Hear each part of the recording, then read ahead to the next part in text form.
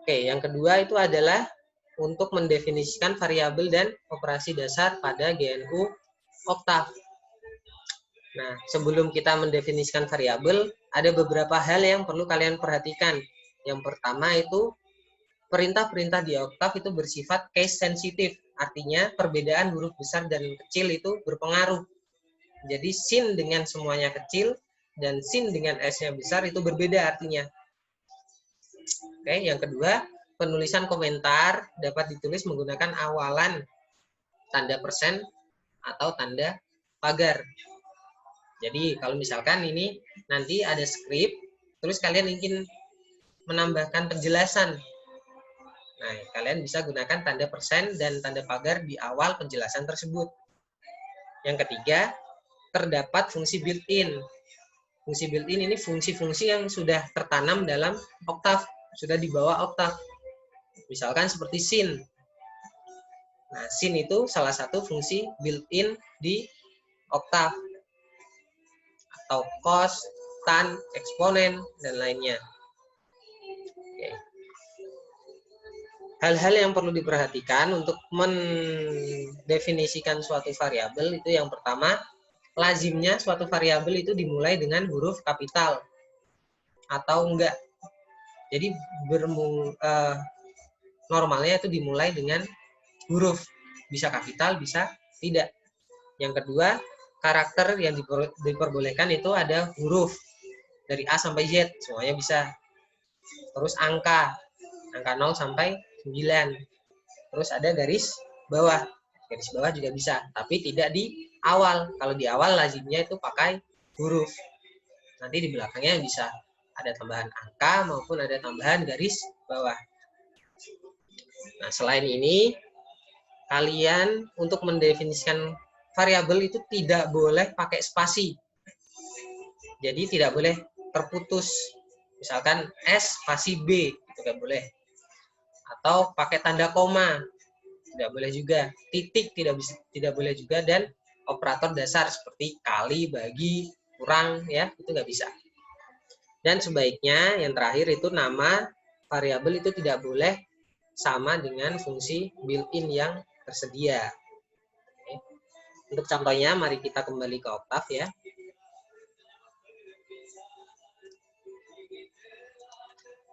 Oke, pertama kalau kalian membuka Oktav pasti ada kalimat pembuka dari Oktav ini.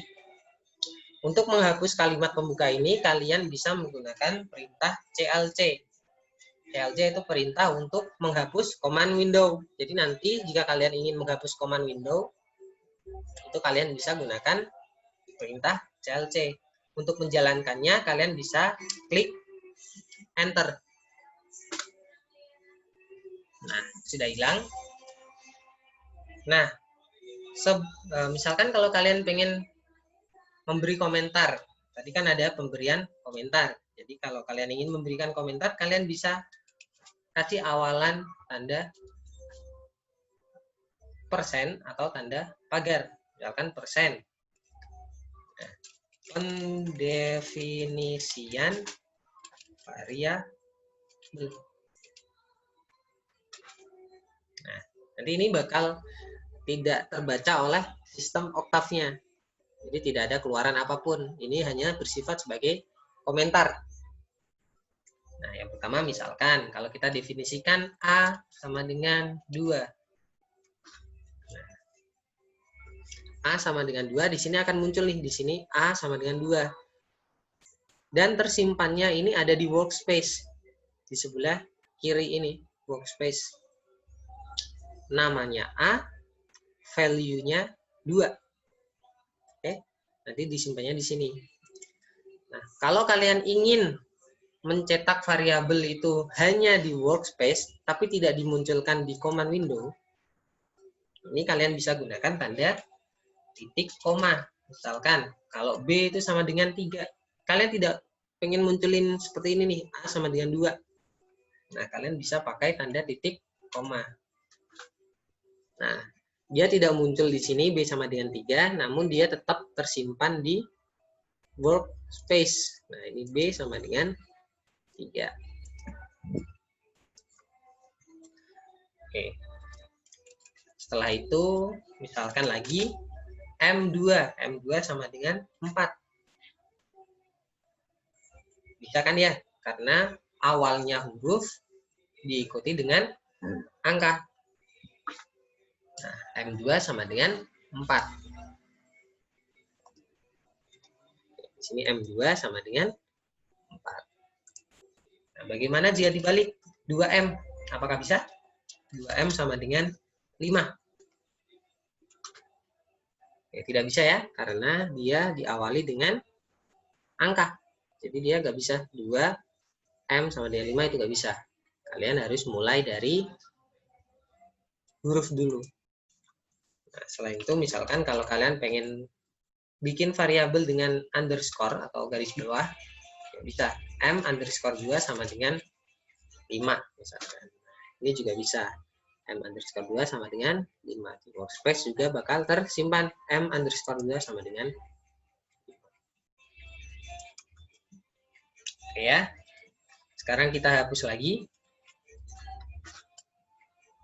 Nah, sekarang kita bahas tentang operator dasar aritmatika.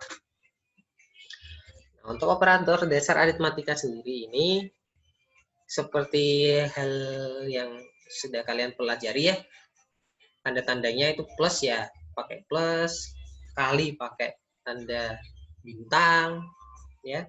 Misalkan kalau A ditambah B, tadi di sini udah tersimpan ya, A-nya itu sama dengan 2, B-nya sama dengan 3 di workspace-nya, masih tersimpan. Kalau A sama dengan B, harusnya dia hasilnya 5.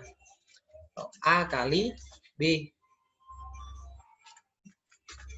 kali B hasilnya 6. Kalau A pangkat B, hasilnya 8.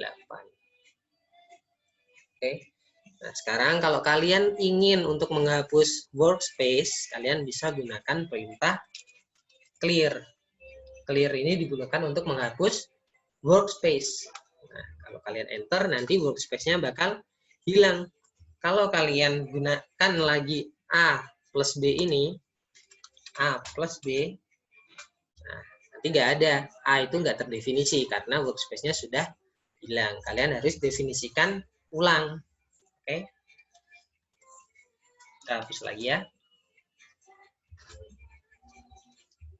Yang terakhir, kita akan bahas tentang beberapa fungsi built-in di Octave.